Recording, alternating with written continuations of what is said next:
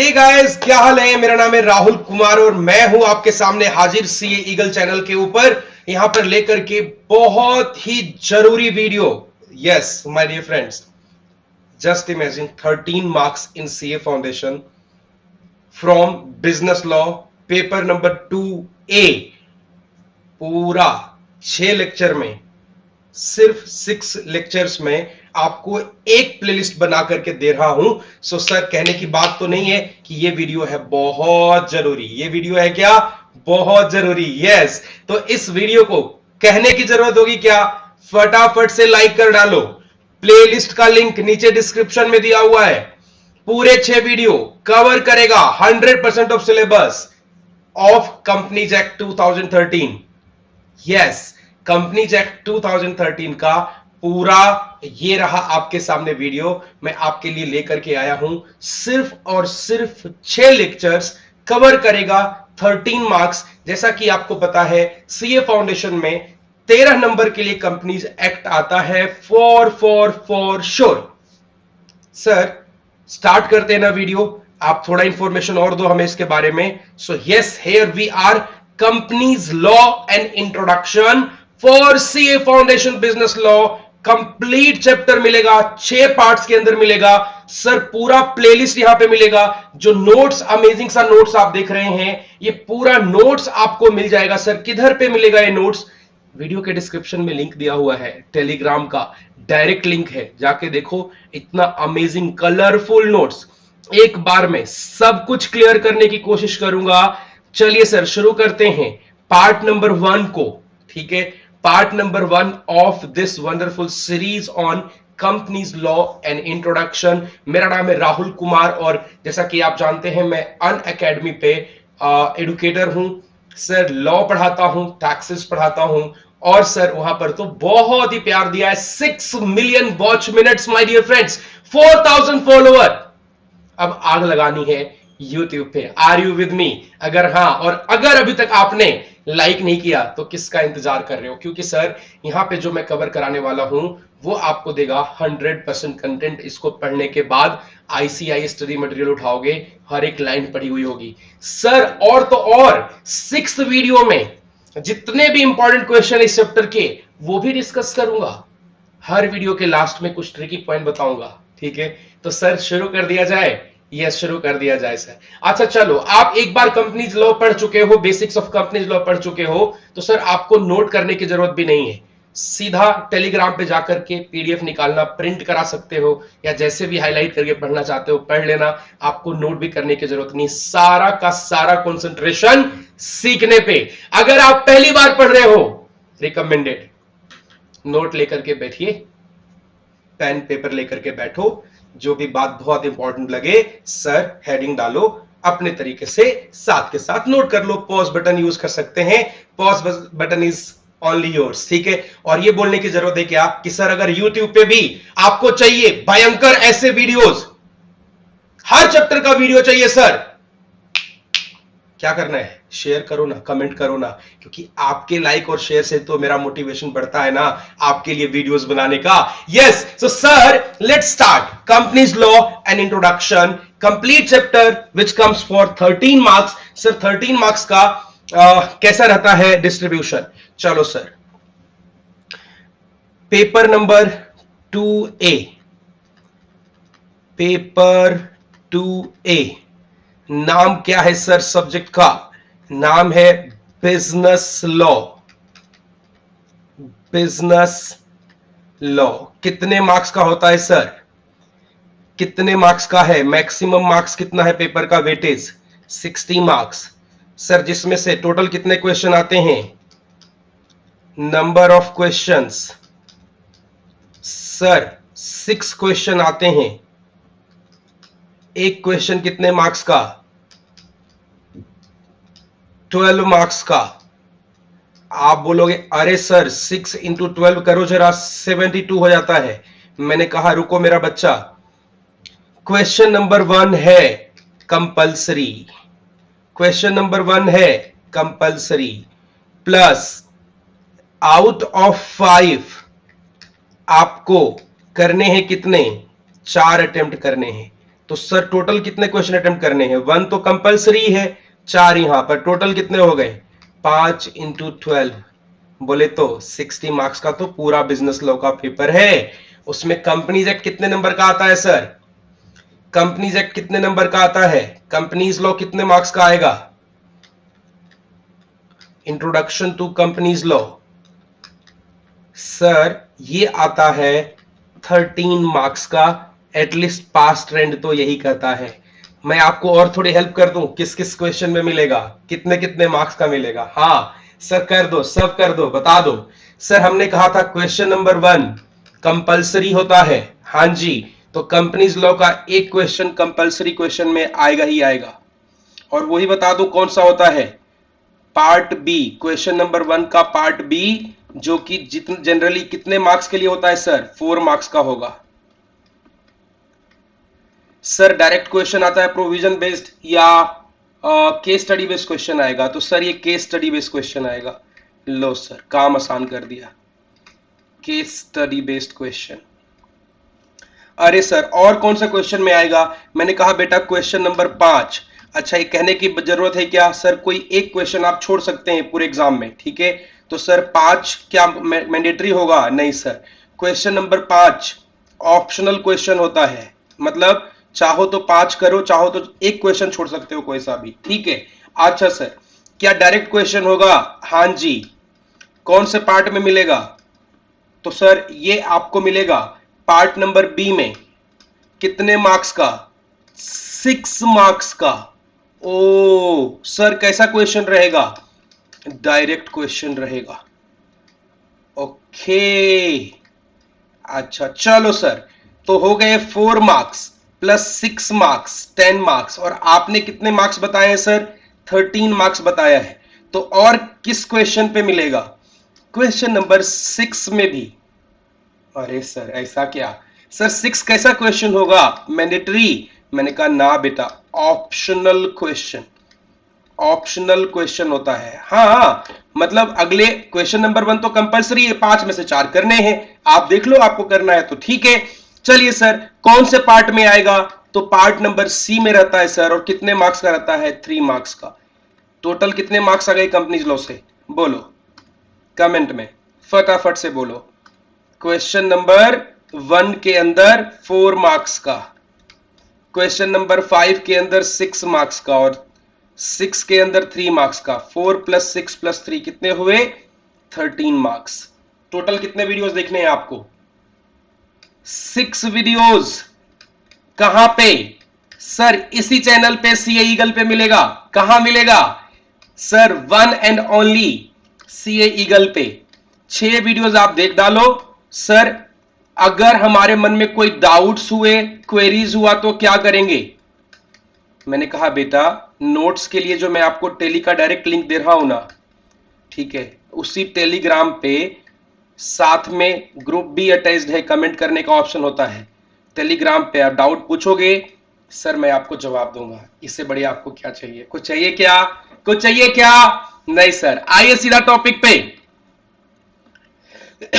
Companies law and introduction. मैंने कहा sir 6 videos मिलेंगे आपको। Video number 1, what is a company and what are its features. Part number 2 में corporate wealth theory, और कब कब कॉर्पोरेट वेल्थ को लिफ्ट किया जाता है, बोले तो इसका exception. Part number 3 third video में लेके आऊंगा classes of companies. Fourth videos में share capital in shares. Fifth video में memorandum and article of association, और सिक्स्थ में doctrine of ultra vires constructive notice और इंडोर मैनेजमेंट। वाह क्या बात है सर, मजा है ना आ जाए। चलिए शुरू कर दिया जाए। बोलो क्या कहते हो, शुरू कर दिया जाए? Yes sir. Part 1 what is a company, एकदम शुरुआत से बात करेंगे तसल्ली से। कोई जल्दी में तो नहीं है? नो सर बोलो ना। नो सर, कोई जल्दी में नहीं है, ठीक है। तो सबसे पहली बात, कंपनी क्या होती है? What is a company, company क्या है? Sir ji sir ji sir ji, what is a company?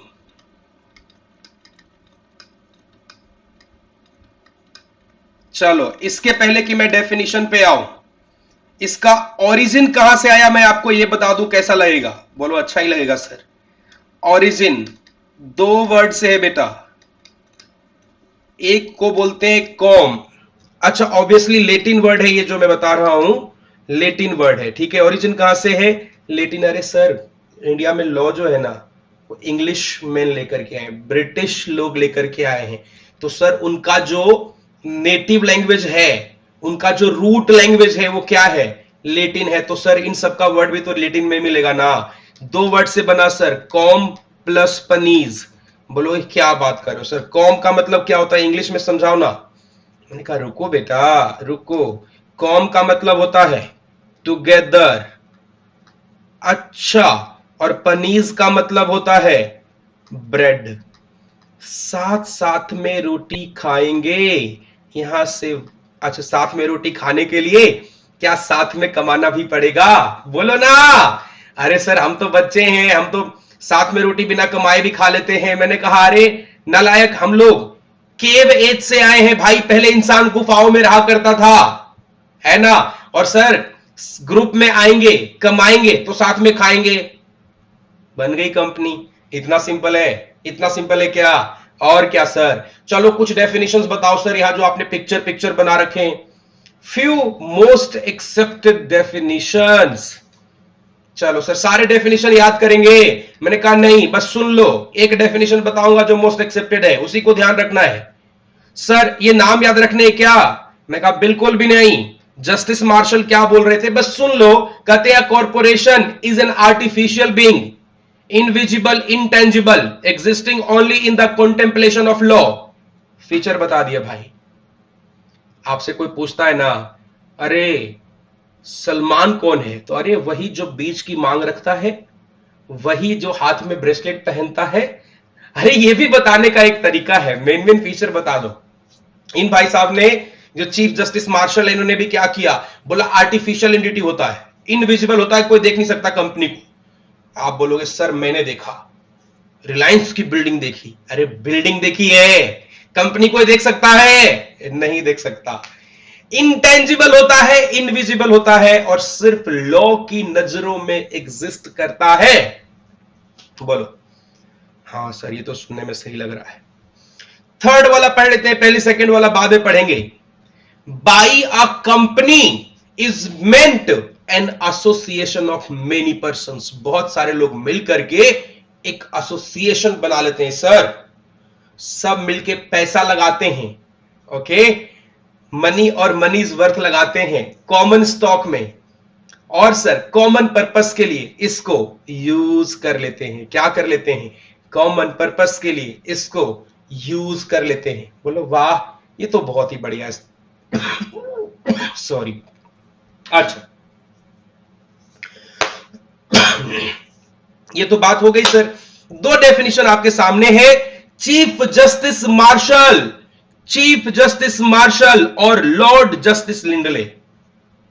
लेकिन जो सबसे सस्ता, सुंदर, टिकाऊ डेफिनेशन है वो है जस्टिस जेम्स का, जो बोलते हैं अ company is an association of person United for a common object. आओ सर इसी को मैं लिख करके बताता हूं।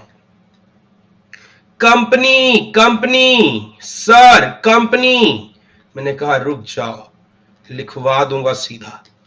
कंपनी का मतलब होता है an association of person, an association of person, an association of person, just a second, an association of person United for a association of person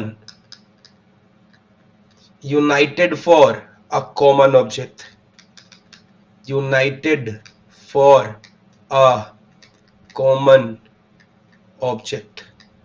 आपने कहा सर ऐसा क्या, कैसा एसोसिएशन होता है ये? मैंने कहा रुको तो सही, बता रहा हूं बेटा। देखो कुछ लोग मिलके सोचते हैं कि हम लोग ना क्यों ना एक कंपनी बना ले। तो बोलो सर एसोसिएशन ऑफ पर्सन तो फॉर्म भी हो सकता है, कोऑपरेटिव सोसाइटी भी हो सकती है, एलएलपी भी हो सकता है। मैंने कहा हाँ, गलत कहां कह रहा हूं मैं, कहां मना कर रहा हूं। लेकिन सर एसोसिएशन ऑफ पर्सन को कंपनी के फॉर्म में बनाने के लिए चाहिए हमें मेंबर। क्या चाहिए बेटा? मेंबर। कई लोग इसी को शेयर होल्डर भी बोलते हैं, जो कंपनी के मालिक होते हैं। क्या होते हैं? कंपनी के ओनर, समझ सकते हो टेक्निकल लीगल लैंग्वेज में, प्रैक्टिकल लैंग्वेज में शेयर होल्डर। बोलो सर एक और भी टाइप के तो लोग होते हैं, एक और भी टाइप के तो लोग होते हैं। मैंने कहा बताओ कौन से? आपने कहा डायरेक्टर भी तो होते हैं सर। मैंने कहा कहां गलत कहा बच्चे, आपने सही तो कहा, बट डायरेक्टर जो होते हैं वो कंपनी का मैनेजमेंट करने के लिए, डे टू डे अफेयर्स को मैनेज करने के लिए होते हैं।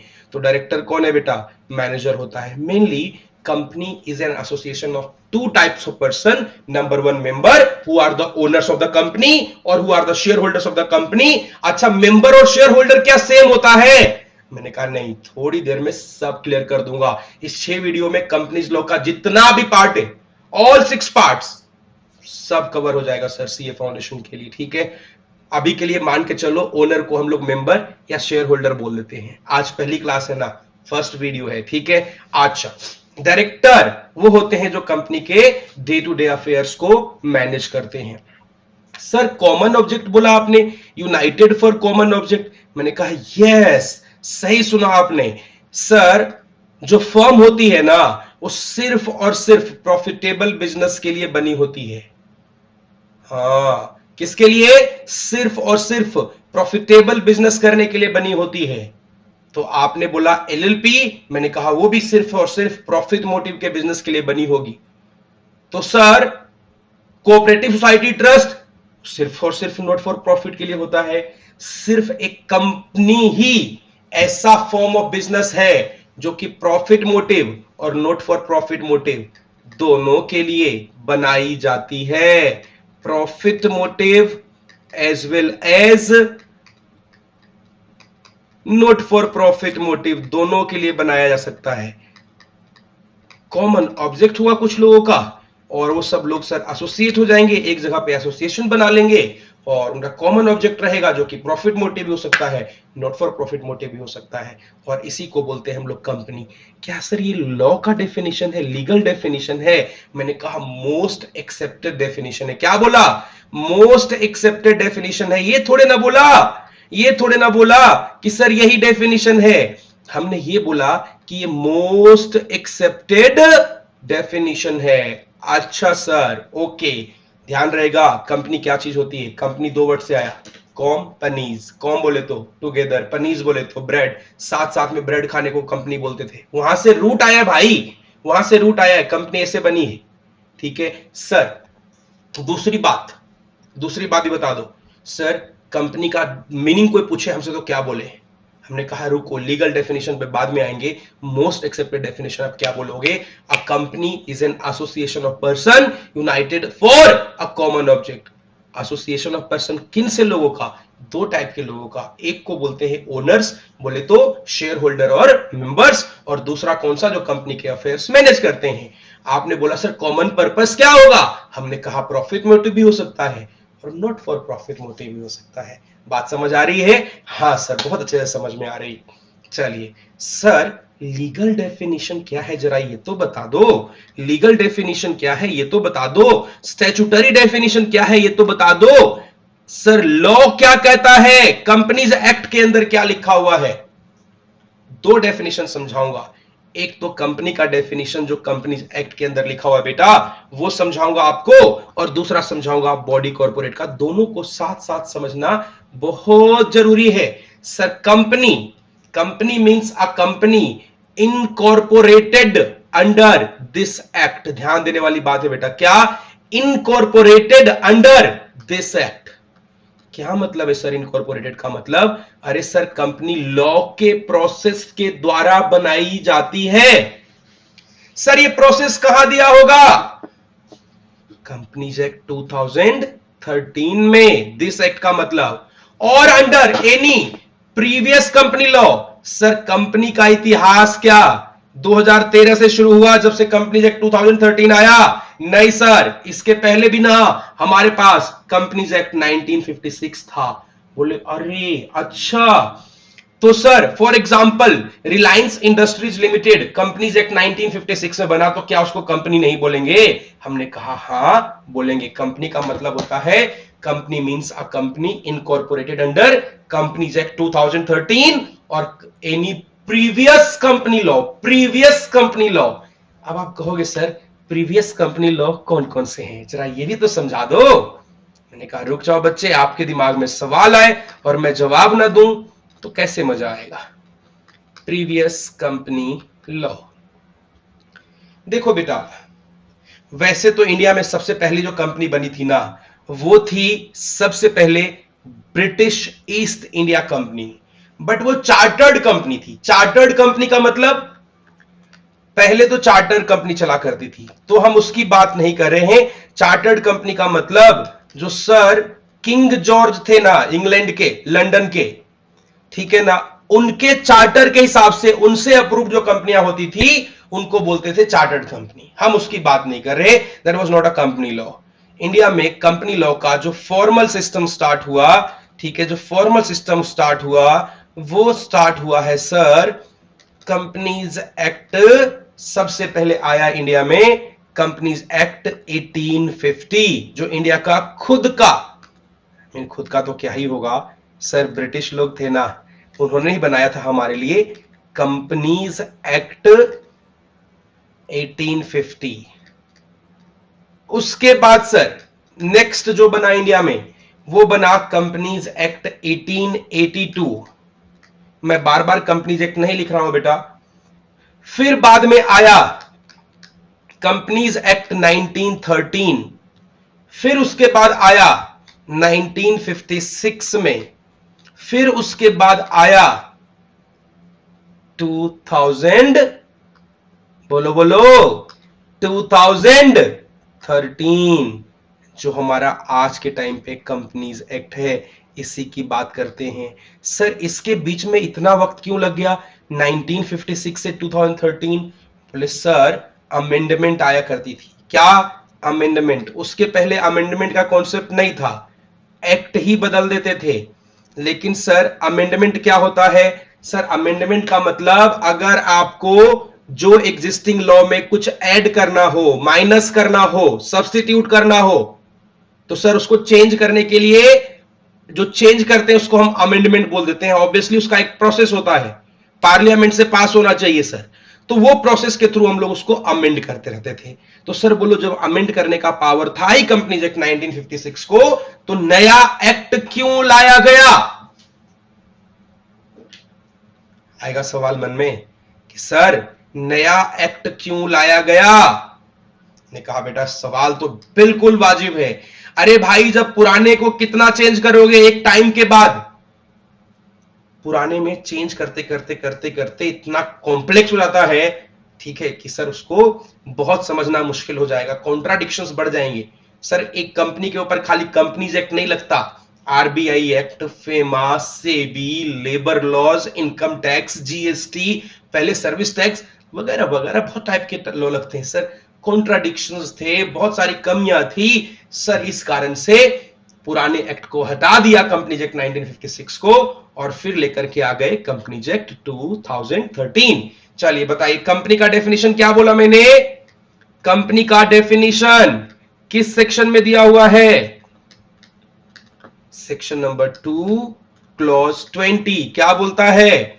A company formed under this act, this बोले तो a company formed under Companies Act 2013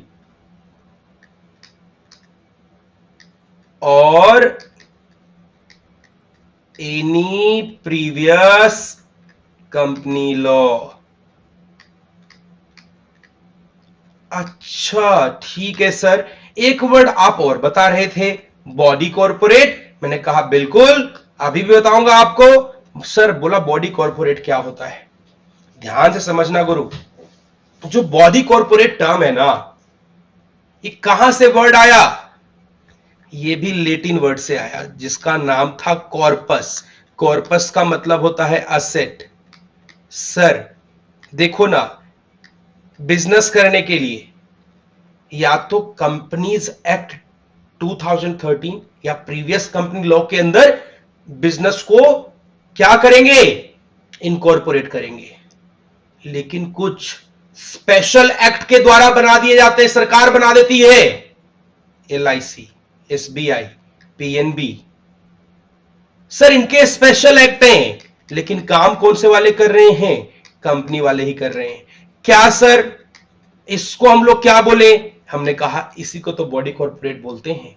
sir जिसका सेपरेट लीगल एंटिटी है लेकिन कंपनी नहीं है, काम कंपनी जैसे कर रही है। सर NTPC नाम सुना है, NTPC बहुत सारे हैं सर जो इनके खुद के अपने एक्ट हैं। UTI काम कंपनी की तरह बना किसी और एक्ट के अंदर, ठीक है। सर गवर्नमेंट उसको क्या बोल देगी, बॉडी कॉर्पोरेट। बॉडी कॉर्पोरेट बोलने का मतलब है उसके ऊपर भी कंपनीज एक्ट 2013 अप्लाई हो जाएगा। कुछ ऐसी एंटिटीज होती हैं जिनको बॉडी कॉर्पोरेट नहीं बोलते। कौन से हैं सर, किसको बॉडी कॉर्पोरेट नहीं बोलेंगे? सर बॉडी कॉर्पोरेट हम लोग बोलते हैं, सर बॉडी कॉर्पोरेट हम लोग बोलते हैं, बॉडी कॉर्पोरेट का मतलब होता है कि सर सेपरेट एंटिटी होती है और कंपनीज एक्ट के अंदर नहीं बना होता। Not formed under companies act. अच्छा, क्योंकि सर मैं ऐसा क्यों बोल रहा हूं not formed under companies act? Sir क्योंकि company is always a body corporate. मतलब सर सिंपल भाषा में जो भी किसी और एक्ट के अंदर बना वो सब बॉडी कॉर्पोरेट है, इंक्लूडिंग कंपनीज एक्ट के अंदर बना कंपनी तो हमेशा ही बॉडी कॉर्पोरेट होता है। अरे आप ऐसा समझो ना, अरे आप ऐसा समझो ना बेटा, ऐसा समझो कि 3 लोग हैं ABC, तीनों अलग अलग काम कर रहे थे, मिल करके एक कंपनी बना ली, नाम रखा ABC company private limited. Sir पहले 3 अलग लोग थे, अब तीनों एक में इनकॉर्पोरेट हो गए हैं, एक बॉडी बन गए हैं। इसीलिए क्या बन गया, बॉडी कॉर्पोरेट। बॉडी कॉर्पोरेट का जो मीनिंग है वो क्या है sir, any entity which is separate, अपने बनाने वालों से अलग खुद की एक पहचान हो, चाहे कंपनी हो चाहे कंपनी ना हो, सेपरेट एंटिटी। ऐसा करते हैं ना, वेदर और नॉट, वेदर और नॉट लगा देते हैं, वेदर और नॉट, वेदर और नॉट फॉर्म्ड अंडर, वेदर और not formed under companies act और कंपनीज लॉ। सर क्या क्या नहीं होगा बॉडी कॉर्पोरेट, क्या क्या नहीं होगा body corporate? Answer is sir a cooperative society, specifically companies act में बोला हुआ है कोऑपरेटिव सोसाइटी कभी भी बॉडी कॉर्पोरेट नहीं होगा। क्यों सर? क्योंकि सर ये प्राइवेट ओनरशिप का एक तरीका है। जो कोऑपरेटिव सोसाइटी बिल्डिंग्स होती हैं उनमें आप मेंबर बनोगे तो एक यूनिट का मालिक बन जाओगे। सर ये कोई कॉर्पोरेट है, ये कोई एक एंटिटी है, सब अलग अलग ही हैं, सिर्फ एक ओनरशिप के लिए बने इसलिए बॉडी कॉर्पोरेट नहीं होता। सर नोटिफाइड बॉडीज, सर कौन नोटिफाई करता होगा? सर सेंट्रल गवर्नमेंट नोटिफाई करती है। एग्जाम्पल बता दो सर, जो सर स्पेशल एक्ट के अंदर बनी तो है बट कंपनी नहीं है। Sir example ICAI, ICSI, sir पहले ICWAI था, अभी आज के लिए मैं ICMAI बोल देता हूं। खैर अभी तो कन्फ्लिक्ट चल रहा है, कॉस्ट अकाउंटेंट भी अपने आप को, sir institute of cost accountant of India उनका नाम, तो उसके हिसाब से तो ICAI भी है बट हम इसको CMA के नाम से जानते हैं। सर ये सब बॉडी कॉर्पोरेट नहीं है, क्यों? क्योंकि वो स्पेसिफिकली नोटिफाइड है। बात समझ आ गई, कंपनी क्या होता है? अच्छा कंपनीज एक्ट का डेफिनेशन देखोगे ना बड़ा मजेदार होगा। क्या बोलता है? Company means a company incorporated under this act और under previous company law. Company sir company होता है जो 2013 वाले एक्ट में बना हो या प्रीवियस कंपनी लॉ, जैसे तो 1850 के अंदर बना हो, कंपनीज एक्ट 1882 के अंदर बना हो, कंपनीज एक्ट 1913 के अंदर बना हो, कंपनीज एक्ट 1956 के अंदर बना हो, सब कंपनी है सर। बॉडी कॉर्पोरेट का मतलब चाहे कंपनीज एक्ट में बना हो चाहे किसी और एक्ट में बना हो, जिसका सेपरेट एंटिटी है उसको बॉडी कॉर्पोरेट बोलते हैं। कोऑपरेटिव सोसाइटी और नोटिफाइड बॉडीज बॉडी कॉर्पोरेट नहीं होती। क्या आपको ये बात क्लियर है? बोलो यस सर। यहां तक हमारी बात एकदम क्लियर है सर, कोई तकलीफ वाली बात नहीं। बोलो बोलो यस सर। चलिए सर, जरा बात करते हैं कंपनीज एक्ट 2013 की। किसकी बात कर लेते हैं? कंपनीज एक्ट 2013 की। The companies act 13 was enacted to consolidate and amend the law relating to companies. Sir companies act 1956 था, तो 13 की जरूरत क्या पड़ी? अरे सर कंपनी के ऊपर ना बहुत सारे प्रोविजन लगते हैं। For example corporate governance, SEBI के आईसीडीआर रेगुलेशंस के अंदर, लिस्टिंग अग्रीमेंट के अंदर था सर। कंपनी जो लिस्टेड हो जाएगी उसके ऊपर सेबी आईसीडीआर लगेगा और बाकियों के ऊपर कंपनीज एक्ट लगेगा। अरे सर सबको कंसोलिडेट कर दो ना, एक जगह कर दो। और बहुत सारे चेंजेस, जैसे कि सर इंडिया में पहली बार कॉर्पोरेट गवर्नेंस को इजी करने का, इंप्रूव करने का काम किसने किया? कंपनीज एक्ट ने किया। रेगुलेशन को सिंप्लीफाई करने का काम किसने किया? कंपनीज एक्ट 2013 ने किया। माइनॉरिटी इन्वेस्टर्स को का जो इंटरेस्ट होता है उसको स्ट्रेंथन करने का काम किसने किया? कंपनीज एक्ट 2013 ने किया। सर विसल ब्लोअर का कॉन्सेप्ट कौन लेकर के आया? Companies act 2013। Small company, OPC, dormant company, inactive company का कॉन्सेप्ट कौन लेकर के आया? Companies act 2013। वुमेन डायरेक्टर का कॉन्सेप्ट कौन लेके आया? Companies act 2013। अरे सर नेशनल और इंटरनेशनल दोनों तरीके से, दोनों एनवायरमेंट में काफी चेंजेस आ रहे हैं ना, तो सर उन चेंजेस को कोप करने के लिए आपको कंपनीज एक्ट का जो ओवरऑल रेगुलेशन है उसको भी इंप्रूव करने की जरूरत है, ट्रांसपेरेंसी बढ़ाने की जरूरत है, इसीलिए नया एक्ट लाया गया। Sir companies act 13 was preceded by, मतलब 13 के पहले कौन सा एक्ट था? 1956। नेशनल और इंटरनेशनल इकोनॉमिक एनवायरनमेंट में चेंज हुआ, expansion of growth of our economy. Sir economy को बढ़ावा देना है ना, कोई भी इकोनॉमी तभी बड़ी हुई जिस इकोनॉमी की कंपनियां बड़ी अच्छी है। एप्पल, अमेजॉन, गूगल, जो भी नाम लो, यूएस की company, master card, visa card, वहां की कंपनी बड़ी है तो देश विकसित है। सर वहां का कंपनी लॉ जरूर अच्छा रहा होगा, इंडियन कंपनी लॉ को भी बेटर बनाने के लिए कंपनीज एक्ट 2013 को लाया गया। क्या यहां तक बात समझ आ चुकी है? बोलो यस सर। कंपनी क्या होता है, कंपनीज एक्ट का इंट्रोडक्शन समझ आ गया क्या? Yes sir. ये जो कंपनीज एक्ट है ना उसमें 470 सेक्शंस हैं। बोलोगे इसमें क्या है? तो ठीक है सर, मैं कहा जरा जान तो लो 1956 वाले एक्ट में कितने सेक्शंस थे? हाँ बोलो कितने थे सर? 658 सेक्शंस। ओ सर सेक्शन कम कर दिए? हां जी, काम के सेक्शन रखे गए हैं सर। सेवन स्केड्यूल से, स्केड्यूल क्या होता है सर? लिस्ट होता है, लिस्ट। डेप्रिसिएशन किस रेट पे लगेगा, बैलेंस शीट का फॉर्मेट कैसा होगा, है ना, ये सब लिस्ट के अंदर बना करके एक्ट के लास्ट में डाला जाता है। सर पहले सिर्फ 5 स्केड्यूल थे। कितने थे? 5 स्केड्यूल। सर पूरा कंपनीज एक्ट कितने चैप्टर में बटे हैं? 470 सेक्शंस जो हैं सर ये 29 चैप्टर्स में बटा है। पहले वाले में कितने चैप्टर्स थे? पहले वाले में कितने चैप्टर्स थे? सर चैप्टर्स पहले वाले में जितने भी थे 23 थे, इससे कम ही थे सर।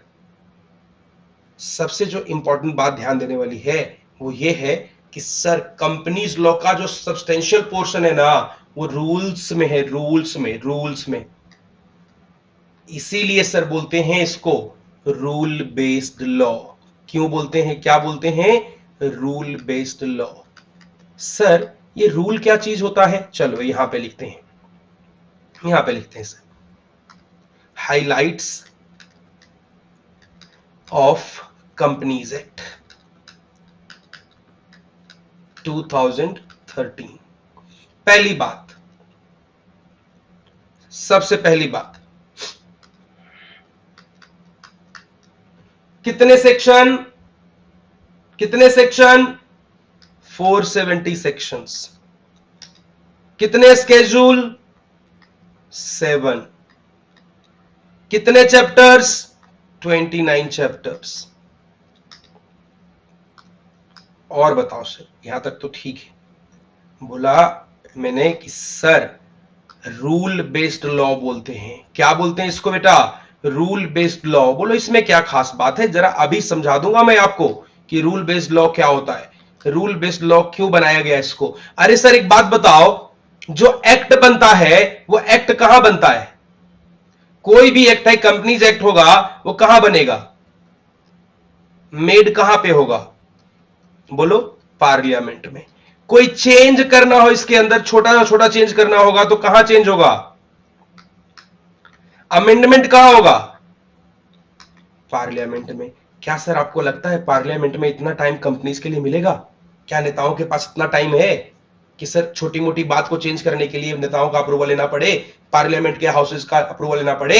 नहीं सर, इसके लिए क्या किया, पावर दे दिया। किसको, sir ministry of corporate affairs को। क्या काम करने के लिए, रूल्स बनाने के लिए। रूल किस लिए बनाएंगे, सर एक्ट को चलाने के लिए। एक्ट को चलाने के लिए क्या बनाएंगे, रूल्स बना देंगे। बात समझ आ गई क्या सर। यही जो रूल्स होते हैं वो बड़ा आसानी से एमसीए कभी भी नोटिफाई कर सकता है ministry of corporate affairs official gazette में, और सर जो थोड़ा मोड़ा छोटा मोटा चेंज करना है वो चेंज कर लेंगे। बोलो सर क्या रूल सेक्शन को ओवरराइड कर सकता है, आंसर इज नेवर। सेक्शन के अंदर ही पावर दिया होता है रूल बनाने का। लिखा होगा word as may be prescribed, जहां पर ये वर्ड लिखा है एज मे बी प्रिस्क्राइब्ड, इसका मतलब एमसीए को अधिकार मिल गया उस मैटर के ऊपर रूल बनाने का। क्या सर कुछ भी बना सकता है एमसीए रूल्स, नहीं सर, कई बार लिमिट्स भी बताई होती है कि तुम सिर्फ इतने लिमिट के अंदर रह करके रूल बना सकते हो। आई बात समझ में। तो सर हम क्या बोलते हैं, substantial part of this act is in the forms of rules. Clear है यहां तक। चलिए आगे बात करेंगे सेक्शन नंबर 1 की, short title, extent and commencement. Section number 1 of companies act 2013। चलिए सर,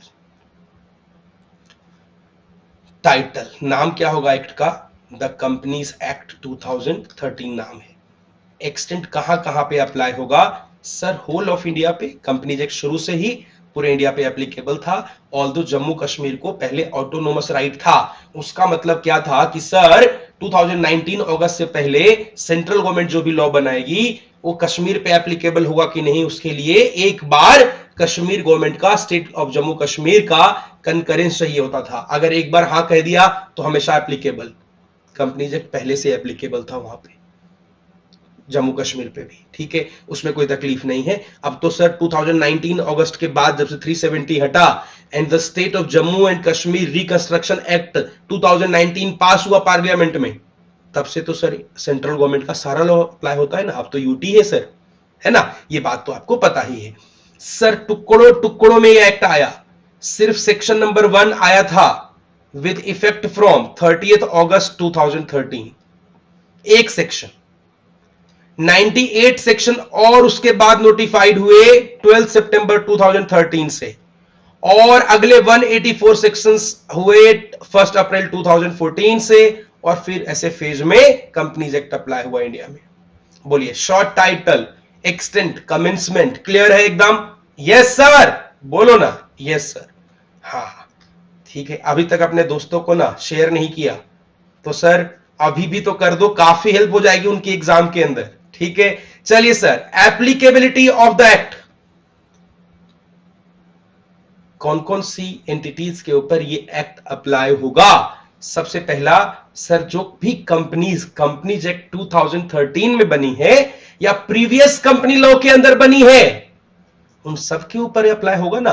अरे सर आदित्य बिरला ग्रुप बहुत काफी सालों से बना हुआ है, तो क्या उसके ऊपर ये वाला एक्ट अप्लाई नहीं होगा, 1857 से है सर, वो कंपनीज एक्ट 1850 के अंदर बना था आदित्य बिरला ग्रुप, उसको भी कंपनी बोलेंगे। कंपनीज एक्ट 2013 के अंदर बना, उसको भी कंपनी बोलेंगे, उसके ऊपर भी कंपनीज एक्ट लगेगा। सर कुछ इंश्योरेंस कंपनीज होती हैं। मैंने कहा हाँ हाँ बिल्कुल ठीक बोल रहे हो सर, एग्जाम्पल जैसे? सर एग्जाम्पल के तौर पे आप मान लीजिए मैक्स न्यूयॉर्क, नाम सुने ना ऐसा, आईसीआईसीआई अलायंस ऐसा करके नाम होता है बेटा, प्रूडेंशियल, आईसीआईसीआई प्रूडेंशियल ऐसा करके। सर इनका काम होता है इंश्योरेंस करना, लेकिन है तो कंपनीज एक्ट 2013 में बनी हुई ना, तो क्या कंपनीज एक्ट एप्लीकेबल होगा? आंसर इज यस, बिल्कुल होगा। सर एक बात बताओ, इंश्योरेंस कंपनीज तो इंश्योरेंस एक्ट के अंदर मॉनिटर होते हैं, रेगुलेटेड होता है, रेगुलेटेड सेक्टर होता है। इंश्योरेंस एक्ट 2003 लगता है सर इसके ऊपर। मैंने कहा कोई दिक्कत नहीं, अगर जब तक कोई कंफ्लिक्ट नहीं है तब तक कंपनीज एक्ट भी लगेगा, इंश्योरेंस एक्ट भी लगेगा। बट अगर किसी एक कॉमन मैटर के ऊपर कंफ्लिक्ट है इंश्योरेंस एक्ट में और कंपनीज एक्ट में, तो हम किसको तरजीह देंगे? Which one will prevail? And the answer is sir companies act prevail नहीं करेगा, क्योंकि ये जनरल है और लॉ में एक बड़ा कॉमन रूल है, specific prevails over general. Regulator act है सर, तो इंश्योरेंस एक्ट, आईआरडीए एक्ट ये अप्लाई होंगे, वहां पर कंपनीज एक्ट नहीं लगेगा। फॉर एग्जाम्पल कंपनीज एक्ट का स्केड्यूल नंबर 3 डिस्क्लोजर की बात करता है, फॉर्मेट की बात करता है बैलेंस शीट की, और सर इंश्योरेंस एक्ट के अंदर अलग फॉर्मेट दिए हुए हैं, तो इंश्योरेंस कंपनीज अपना बैलेंस शीट किसके हिसाब से बनाएगी? इंश्योरेंस एक्ट के हिसाब से बनाएगी। बात समझ आ गई है? Number 3 banking company, HDFC bank, axis bank, ICICI bank, IDFC है तो बैंक, लिमिटेड है सर, प्राइवेट कंपनी, कंपनी है, कंपनी, प्राइवेट कंपनी नहीं, कंपनी है, पब्लिक कंपनी है, लिमिटेड है, कंपनी है। कंपनी एक्ट लगेगा? यस सर बिल्कुल लगेगा, बिल्कुल लगेगा। कंफ्लिक्ट हुआ तो बैंकिंग रेगुलेशन एक्ट लग जाएगा, कंफ्लिक्ट हुआ तो। अगर कोई इनकंसिस्टेंसी नहीं है तो कंपनी एक्ट लगता है। सर कुछ इलेक्ट्रिसिटी कंपनीज होती हैं, उनके ऊपर भी कंपनी एक्ट लगेगा 2013। अगर कोई इनकंसिस्टेंसी हुई तो इलेक्ट्रिसिटी एक्ट लग जाएगा। Sir companies governed by special law, जो स्पेशल एक्ट के अंदर बनी होती है, NTPC for example, LIC, sir वैसे तो कंपनी एक्ट 2013 लगेगा, बॉडी कॉर्पोरेट है, लेकिन अगर कोई कंफ्लिक्ट हुआ तो फिर स्पेशल लॉ लग जाएगा। Notified body corporates incorporated by any law subject to exceptions, modification और अडॉप्टेशन। सर कई बॉडी कॉर्पोरेट के ऊपर कुछ स्पेसिफिक पोर्शन को एक्सक्लूड किया जाता है कि ये वाला पोर्शन नहीं लगेगा, ये वाला पोर्शन एक्स्ट्रा लगेगा, नोटिफिकेशन में होता है, उसके हिसाब से कंपनीज एक्ट अप्लाई होगा। यही बात लिखी है यहां पर, applicability of the companies act. बात समझ आ गई? चलिए सर अब फीचर्स की बात कर लेते हैं। अभी तक तो ऑल ओके है ना? एक बार कूल कमेंट कर डालो, कूल कमेंट कर डालो कमेंट बॉक्स में, कूल। मुझे दिखता रहेगा ना आपकी एनर्जी भरपूर चल रही है, कोई टेंशन नहीं है, एकदम मजे में हो। हां जी चलो बहुत बढ़िया, कूल आ गया। चलिए सैलिएंट फीचर्स की बात कर लेते हैं। कंपनीज एक्ट का सबसे पहला फीचर है बॉडी कॉर्पोरेट। अरे सर ये बॉडी कॉर्पोरेट क्या होता है? अरे सर बॉडी कॉर्पोरेट और corporate includes a company incorporated outside India, मतलब जिसका भी सेपरेट एंटिटी होता है ना, वो सब बॉडी कॉर्पोरेट है, चाहे वो फॉरेन कंपनी क्यों ना हो, इंडिया से बाहर ही क्यों ना इनकॉर्पोरेट हुआ हो। लेकिन कोऑपरेटिव सोसाइटी नहीं आता, नोटिफाइड बॉडीज नहीं आते, जैसे आईसीआई, आईसीएसआई समझा चुका हूं। बॉडी कॉर्पोरेट का मतलब लॉ के प्रोसेस से बना होता है। अब बॉडी कॉर्पोरेट है, एक बार इनकॉर्पोरेट हो गया तो इसकी खुद की अपनी एक पहचान हो जाती, परपेचुअल सक्सेशन। मैन में come man may go, company will go for ever. लोग आएंगे लोग जाएंगे बट कंपनी चलती रहेगी। सर एक कार में एक कंपनी के 4 शेयर होल्डर बैठे हैं और मुंबई जा रहे हैं पिकनिक मनाने के लिए, और सरकार का एक्सीडेंट हो गया, चारों शेयर होल्डर मर गए, कंपनी भी खत्म, नो खत्म? नहीं सर, शेयर्स ट्रांसमिट हो जाएंगे लीगल रिप्रेजेंटेटिव के पास। कंपनी खत्म नहीं होगी, शेयर होल्डर्स खत्म हो सकते हैं, कंपनी खत्म नहीं होगी। सर सारे इंसॉल्वेंट हो गए, फिर क्या करोगे? ऑफिशियल रिसीवर बन जाएंगे share holder. Sir unsound mind के हो गए, इंसैनिटी आ गई, मैंने बोला ऑफिशियल एडमिनिस्ट्रेटर बन जाएंगे। सर ऑपरेशन ऑफ लॉ बोलते हैं इसको, ट्रांसमिशन ऑफ शेयर हो जाएगा, कंपनी खत्म नहीं होगी। Perpetual succession means that company will continue to exist even if all its member die, क्योंकि एक कंपनी बनी है बाय प्रोसेस ऑफ लॉ और खत्म भी हो सकता है प्रोसेस ऑफ लॉ से ही, जिसका नाम है बनने के प्रोसेस को बोलते हैं इनकॉर्पोरेशन, खत्म होने के प्रोसेस को बोलते हैं डिसोल्यूशन, वाइंडिंग अप। कौन कर सकता है? NCLT, national company law tribunal can wind up a company only, that's it. ठीक है, यहां तक बात क्लियर है सर? दो फीचर समझ में आ गए हैं, body corporate, perpetual succession. Yes sir. आगे बात कर लेते हैं separate legal entity. Separate legal entity sir बनाने वालों से अलग खुद की एक पहचान होती है कंपनी की। कंपनी बनाया ए, बी और सी तीन लोगों ने, लेकिन अब ए, बी और सी से इस कंपनी का कोई लेना देना नहीं है। खुद अपने अलग नाम से ये सूट फाइल कर सकती है, इसके ऊपर सूट फाइल हो सकता है, प्रॉपर्टी खरीद सकती है, बेच सकती है, डील कर सकती है किसी तरीके से।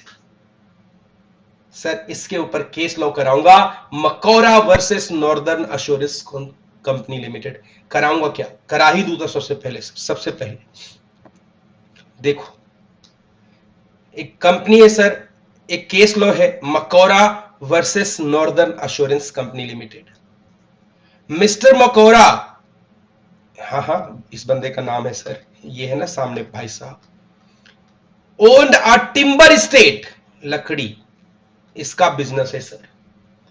उन्होंने अपनी लकड़ियों का इंश्योरेंस भी करा रखा है। प्रॉब्लम कहां आई? इन्होंने अपने टिम्बर्स को बेच दिया एक कंपनी को। कंपनी कोई बाहर की है? नहीं सर। 42,000 पाउंड लिए के शेयर ले लिए, 19,000 पाउंड के डिबेंचर ले लिए, अनसिक्योर्ड क्रेडिटर बन गए। मतलब कितने का बेच दिया? 42,000 प्लस 19,000 पाउंड का बेच दिया, 61,000 का। सर टिम्बर कंपनी को बेचा और उस कंपनी के ऑलमोस्ट सारे शेयर अपने पास ही कर लिए। 3 मेंबर चाहिए थे, सारे शेयर अपने पास रख लिए, 2 शेयर अपने रिलेटिव को दे दिए।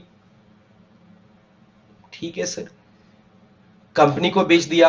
अब ये टिम्बर, क्योंकि कंपनी सेपरेट एंटिटी होती है ना, तो ये टिम्बर किसका रह गया? अब ये इन भाई साहब का रह गया या कंपनी का हो गया? कंपनी का हो गया। ठीक है, इंश्योरेंस इन भाई साहब ने लिया हुआ था, लेकिन तब टिम्बर भी इन्हीं का था, लेकिन अब टिम्बर किसका हो गया? कंपनी का, और इंश्योरेंस आज भी इन्हीं के हाथ में है। जैसे ही कंपनी की प्रॉपर्टी हुई, कंपनी बनी थी, थोड़े ही दिन बाद इन टिम्बर में आग लग गई और हो गया खत्म, सारा टिम्बर खत्म।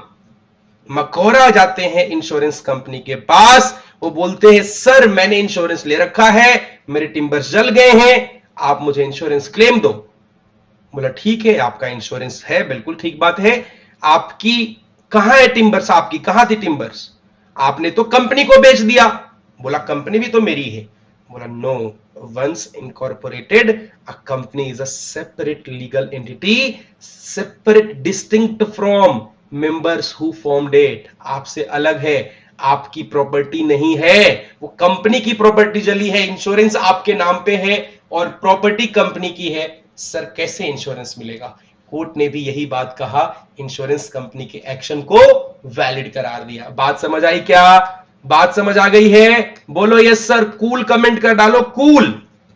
कितने फीचर पढ़ डाले sir? Number 1 body corporate, number 2 perpetual succession, number 3 separate legal entity, number 4 artificial legal person. Sir company हमारी तरह बोल सकती है क्या? नहीं sir, it acts through a human agency known as board of directors. Sir चल सकती है, शादी कर सकती है? अरे नहीं सर, बिकॉज है तो प्रॉपर्टी ओन कर सकती है, स्यू कर सकता है, कॉन्ट्रैक्ट कर सकता है, लेकिन ये सब थ्रू ह्यूमन एजेंसी करता है। इसके पास खुद का ब्रेन नहीं होता, लॉ के द्वारा बनाया गया है, नेचुरल पर्सन नहीं है। बस इतनी सी बात समझ लेनी है। आ गई बात समझ? चलिए sir, next feature common seal. Common seal को बोलते हैं ऑफिशियल सिग्नेचर। अरे भाई, कोई डॉक्यूमेंट जेन्युइन है कि नहीं जेन्युइन है, ऑथेंटिक है कि नहीं ऑथेंटिक है, कैसे प्रूफ होगा? अगर उसके ऊपर कॉमन सील लगा हुआ है तो ऑथेंटिक है, अदरवाइज ऑथेंटिक नहीं है। कॉमन सील क्या होता है? रबर स्टैंप नहीं सर, ऐसा होता है जैसा सीबीएसई का एग्जाम देते हुए आप क्या करते हैं, देखते हैं पेपर पे सीबीएसई उकरा हुआ होता है, उसी प्रकार से उसको बोलते हैं हम लोग common seal. Sir, companies act amendment, companies amendment act 2015 के बाद से कॉमन सील मैंडेटरी नहीं रह गई। लिमिटेड लाइबिलिटी, सर मेंबर्स की लाइबिलिटी लिमिटेड होती है to the amount unpaid on face value of shares. ठीक है सर, टू द, और अगर वो कंपनी लिमिटेड बाय गारंटी है तो to the contribution agreed by respective members in the memorandum of association. चलिए सर, तो बस आज के लेक्चर के लिए इतना ही था। नेक्स्ट लेक्चर में हम आपके साथ कवर करेंगे corporate veil theory and lifting of corporate veil. I hope कि आपको ये सब क्लियर हो गया होगा।